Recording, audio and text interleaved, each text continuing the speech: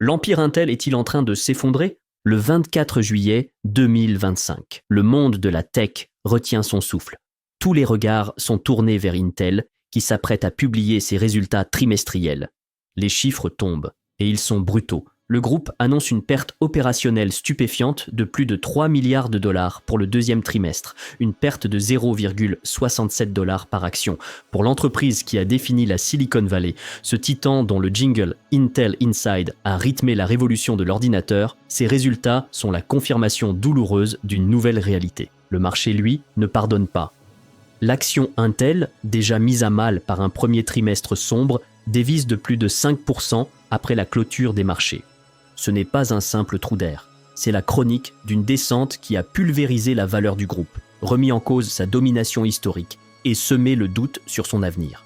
Dans la presse, le portrait est sans nuance, un géant mourant, vidé de son cash, sans issue.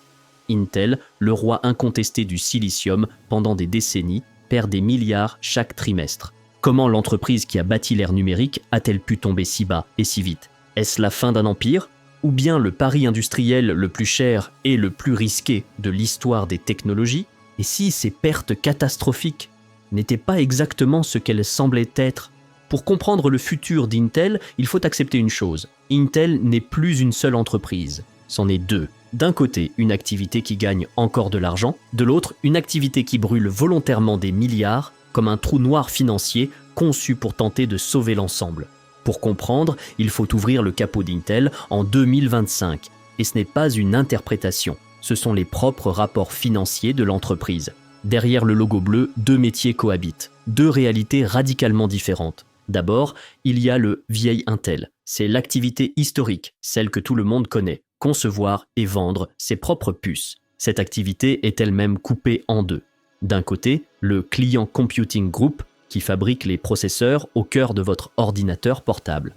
De l'autre, le Data Center and AI Group, DCAI, qui produit les puissantes puces Xeon pour le cloud et l'intelligence artificielle. Et voici le point que les gros titres ignorent. Cette partie-là est encore très rentable. Au premier trimestre 2025, le vieil Intel a généré près de 3 milliards de dollars de bénéfices opérationnels. 2,36 milliards pour les PC, 575 millions pour les data centers. C'est le moteur de cash de l'entreprise, la machine censée financer tout le reste. Sauf que ce moteur tousse. Sur ce même trimestre, les revenus des PC ont chuté de 8% sur un an, et la tendance globale est à la baisse. Le chiffre d'affaires annuel d'Intel s'érode, plus de 79 milliards en 2021, à peine plus de 54 milliards en 2023. Le vieil Intel reste un empire profitable, mais c'est un empire qui rétrécit. La vache à lait est malade. Elle ne pourra pas financer l'avenir indéfiniment. Et c'est là qu'entre en scène l'autre moitié du groupe, le nouvel Intel.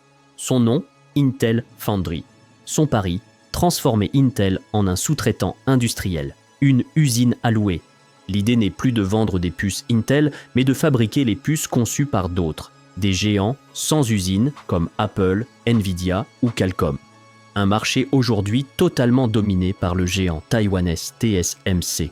Problème, bâtir cette activité est l'un des projets les plus coûteux de la planète. Et les comptes d'Intel le montrent sans filtre. Accrochez-vous. Au premier trimestre 2025, Intel Foundry a enregistré une perte opérationnelle de 2,3 milliards de dollars. Au deuxième trimestre, cette perte a dépassé les 3 milliards. Si on regarde l'année 2023, 7 milliards de dollars de pertes. En 2022, 5,2 milliards. À elle seule, cette division est un trou noir financier. Elle avale chaque dollar de profit produit par le vieil Intel, puis brûle encore des milliards par-dessus. On n'assiste pas à une entreprise qui finance un nouveau projet. On assiste à un siphonnage complet des ressources de l'activité historique pour donner naissance à la nouvelle. La question est évidente. Pourquoi ? Pourquoi une entreprise s'infligerait-elle volontairement une telle hémorragie financière trimestre après trimestre ? Ce transfert massif d'argent n'est pas un accident. C'est une réallocation à très haut risque qui a fait basculer tout le groupe dans le rouge. Alors, pourquoi cette hémorragie volontaire ? La réponse ne se trouve pas dans la marge opérationnelle. Elle est dans le sol, dans la poussière d'Arizona, dans la terre de l'Ohio. Les pertes colossales d'Intel Foundry ne signifient pas que l'activité échoue. Elles signifient qu'elle est en train d'être construite. Il faut comprendre une chose. Fabriquer des semi-conducteurs de pointe, c'est l'un des processus industriels les plus complexes que l'humanité ait jamais inventé. Mais construire les usines capables de le faire, les fabs, relève d'une autre échelle. Une seule fab de nouvelle génération, entièrement équipée, coûte environ 10 milliards de dollars. Le leader du secteur, TSMC, estime que ces futures usines pourraient même atteindre 20 milliards de dollars. L'unité. Il faut entre 3 et 5 ans pour la livrer et jusqu'à 6000 ouvriers sur le chantier. Et Intel n'est pas en train d'en construire une, mais plusieurs. Intel a déjà annoncé plus de 100 milliards de dollars d'investissement rien qu'aux États-Unis. En Arizona, plus de 32 milliards de dollars pour bâtir 2 fabs de pointe. Dans l'Ohio, plus de 28 milliards de dollars pour le premier nouveau site industriel d'Intel aux États-Unis, depuis 40 ans. Et c'est sans compter les projets à l'international comme celui annulé depuis, à 30 milliards d'euros en Allemagne. On n'est pas face à des lignes dans un tableur. On parle de chantiers pharaoniques. Le seul site de l'Ohio a nécessité le déplacement de plus de 4 millions de mètres cubes de terre. C'est l'équivalent de 250 000 camions-bennes. Voilà l'origine de ce qu'Intel considère comme une bonne perte. Les milliards qui s'envolent de la division Foundry viennent en grande partie de l'amortissement de ses actifs industriels. C'est la traduction comptable d'un investissement titanesque dans du béton, de l'acier et des machines d'ultra haute précision. Un investissement qui doit être fait des années avant que la première puce d'un client payant ne sorte de la chaîne. Mais Intel ne dépense pas 100 milliards de dollars juste pour rattraper un concurrent. Le pari d'Intel n'est pas seulement industriel, il est aussi géopolitique. Le pari à 100 milliards de dollars d'Intel Foundry n'est pas seulement une histoire d'usine, c'est une histoire de géopolitique. La transformation d'Intel se déroule en pleine guerre des puces. Aujourd'hui, le monde dépend dangereusement de l'Asie de l'Est pour ses semi-conducteurs. Environ 75% de la fabrication mondiale est concentrée là-bas, principalement à Taïwan et en Corée du Sud. Vu de Washington, c'est une vulnérabilité économique et sécuritaire majeure. La moindre crise régionale peut paralyser l'informatique mondiale, l'intelligence artificielle, l'industrie automobile et même la défense. En réponse, les États-Unis ont adopté le Chips and Science Act. C'est une loi conçue pour une seule chose, rebâtir une filière de production locale avec des dizaines de milliards de dollars de subventions publiques. Et l'acteur central de ce plan, c'est Intel. L'État américain s'est engagé à hauteur d'11,1 milliards de dollars pour soutenir l'expansion d'Intel. Mais ce n'est pas juste une subvention, c'est une prise de participation. Sur ce total, 8,9 milliards sont injectés en échange d'environ 9,9% du capital de l'entreprise. Concrètement, le gouvernement des États-Unis est en train de devenir l'un des plus gros actionnaires d'Intel. Ce partenariat change toute l'équation. Intel Foundry n'est plus seulement une ligne de business, c'est traité comme une infrastructure nationale critique. Cette implication massive de l'État crée un filet de sécurité extrêmement puissant. Le message est clair, l'Amérique ne peut pas se permettre un échec d'Intel dans la fonderie. Intel n'est plus un simple fabricant de puces. C'est un atout stratégique que Washington doit protéger. Cet ancrage politique rassure les investisseurs et rend Intel plus crédible auprès d'autres géants qui ont intérêt à s'allier à un champion soutenu par l'État américain. Mais ce soutien n'arrive pas dans le vide. Il est né de la pression, car à ce stade de l'histoire, Intel n'est plus seulement confronté à un défi industriel. Il est encerclé par des concurrents agressifs qui ont profité de chacune de ses faiblesses depuis 10 ans. Au moment même où Intel réorganise toute son identité, la pression extérieure monte au maximum. L'entreprise ne mène pas une seule guerre. Elle se bat sur 2 fronts en même temps. Premier front, la guerre de l'ancien monde. Pendant des décennies, le rival d'Intel s'appelait AMD. Mais il restait loin derrière. Ce n'est plus vrai. AMD a réussi l'un des retours les plus spectaculaires de l'histoire industrielle. Et il attaque Intel là où ça fait le plus mal, ses activités les plus rentables. Le choc est brutal dans les centres de données. C'était le bastion d'Intel, le terrain de chasse gardé de ses puces Xeon vendues à prix d'or aux géants du cloud. En 2017, la part de marché d'Intel y frôlait les 100%. En 2025, elle s'est effondrée autour de 55%. AMD s'emparant d'environ 36% du gâteau. Ce n'est pas une question d'ego, c'est une menace existentielle. Le segment data center, c'est le cœur financier du vieil Intel. C'est lui qui fabrique le cash pour payer les nouvelles usines. Chaque part de marché perdue au profit d'AMD, c'est du béton en moins en Arizona. C'est du cash en moins pour financer la transformation. Mais AMD n'est que la moitié du problème.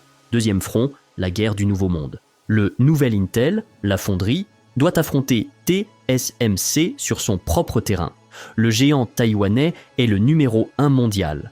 C'est une machine industrielle planétaire, un monstre d'efficacité qui prévoit d'investir jusqu'à 32 milliards de dollars en une seule année, 2024.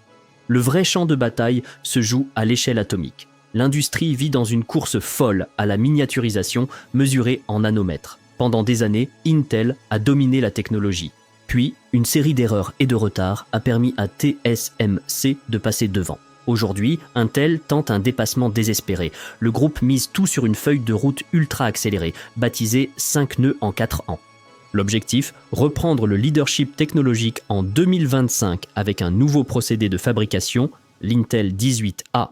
Intel affirme que le 18A surpassera le N2 de TSMC, 2 nanomètres, grâce à une innovation clé, l'alimentation par l'arrière, ou PowerVia, censé rendre les puces plus denses et plus efficaces. C'est une guerre qu'Intel doit absolument gagner. Car si Intel échoue à revenir au sommet technologique, aucun grand concepteur, comme Nvidia ou Apple, ne lui confiera sa production. Et sans clients externes, Intel Foundry ne sera jamais rentable. Et pourtant, alors que l'étau se resserrait, que la pression semblait atteindre un point de rupture, l'acteur le plus dominant de l'intelligence artificielle a tendu la main, Nvidia. Au moment où la pression devient intenable, Intel reçoit un soutien venu du sommet absolu de l'informatique moderne, Nvidia. Le 18 septembre 2025, les deux entreprises annoncent un accord majeur. Nvidia, le leader incontesté des puces d'intelligence artificielle, accepte d'investir 5 milliards de dollars pour prendre environ 4% du capital d'Intel. Et ce n'est pas tout. Ils annoncent une collaboration produit stratégique. La réaction du marché est immédiate. L'action Intel bondit de plus de 20% dans la foulée. C'est sa plus forte hausse en une seule journée, depuis 1987. Pour les investisseurs, le message est clair. Même le roi de l'IA considère qu'Intel est stratégique. Mais il est essentiel de comprendre ce que cet accord signifie et ce qu'il ne signifie pas. D'un côté, c'est un vrai partenariat industriel. Intel va fabriquer des processeurs CPU sur mesure qui seront intégrés aux plateformes IA de Nvidia. En retour, Intel va intégrer dans ses propres processeurs pour PC des puces graphiques GPU fournies par Nvidia. C'est un échange technologique structuré. Mais de l'autre côté, ce n'est pas un contrat de fonderie pour les produits les plus critiques de Nvidia. Le patron de Nvidia, Jensen Huang, l'a dit clairement. Ces GPU phares, ceux qui valent des milliards, continueront d'être fabriqués par TSMC. Alors pourquoi ce mouvement ? Pour Nvidia, la logique est froide. C'est une façon à faible risque d'attaquer son rival direct, AMD, en s'appuyant sur l'architecture d'Intel. C'est aussi une manière de se positionner politiquement aux côtés des priorités américaines, le fameux CHIPS Act. Et enfin, c'est une porte d'entrée vers une deuxième source de production pour l'avenir, sans prendre de risques aujourd'hui. Pour Intel, l'intérêt est vital. Cet accord apporte une chose qu'aucune présentation financière ne peut acheter, de la crédibilité externe. Il dit au reste du secteur que même le roi de l'IA voit une valeur stratégique chez Intel. Et surtout, il donne à Intel une chance d'espérer, un jour, fabriquer vraiment pour Nvidia. Mais cet espoir s'accompagne d'une condition absolue. Nvidia gardera ses produits les plus précieux chez TSMC tant que la fonderie d'Intel n'aura pas prouvé qu'elle peut tenir ses promesses technologiques. L'accord avec Nvidia n'est pas un chèque en blanc, ce n'est pas une garantie, c'est un test. Il donne à Intel une chance de prouver qu'il peut redevenir fiable. L'accord avec Nvidia a été un choc de crédibilité. Mais l'euphorie n'a pas effacé les inquiétudes de fond, car même après l'arrivée de Nvidia au capital, Wall Street reste méfiante. Les analystes financiers doutent de la capacité d'Intel à exécuter son plan. Certains sont même brutaux. Chez Citi, l'analyste Christopher Danelli a abaissé sa recommandation à vendre, expliquant que le marché valorise déjà Intel comme si sa fonderie allait réussir. Alors que pour lui, cette activité a très peu de chances de réussir. Ce scepticisme ne sort pas de nulle part. Intel traîne une réputation de retard de production et d'objectifs repoussés. Tant que la fameuse feuille de route 5 nœuds en 4 ans n'est pas une réalité visible, les marchés considèrent le pari comme non prouvé. C'est là que le changement de direction compte. En mars 2025, Lip Bhutan a pris la tête du groupe, remplaçant Pat Gelsinger. Il est chargé d'imposer une discipline industrielle et financière plus dure. Fini l'approche triomphaliste du « on construit d'abord, les clients suivront ». Le nouveau mot d'ordre est prudent. On ne construit de nouvelles usines que pour des clients déjà engagés.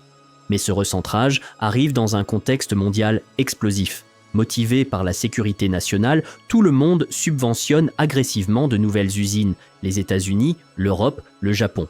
Cela crée un risque macroéconomique évident, la surcapacité.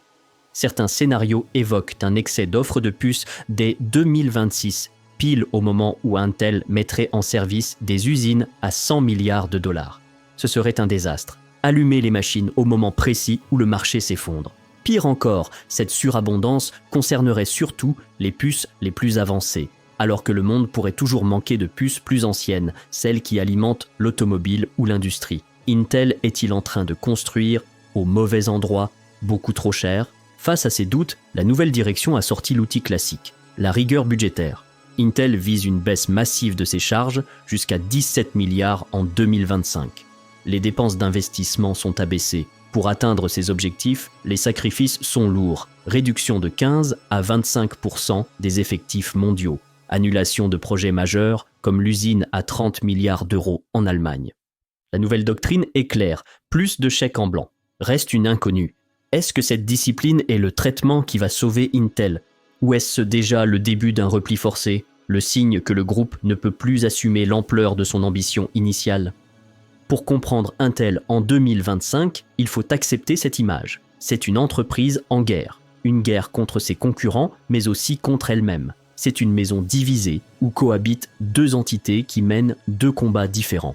Le vieil Intel, la division produit, mène une guerre défensive. Son objectif, protéger un territoire qui rétrécit face à l'avancée d'AMD. Les profits de cette activité sont littéralement réquisitionnés pour financer la naissance du nouvel Intel. Le nouvel Intel, c'est la fonderie.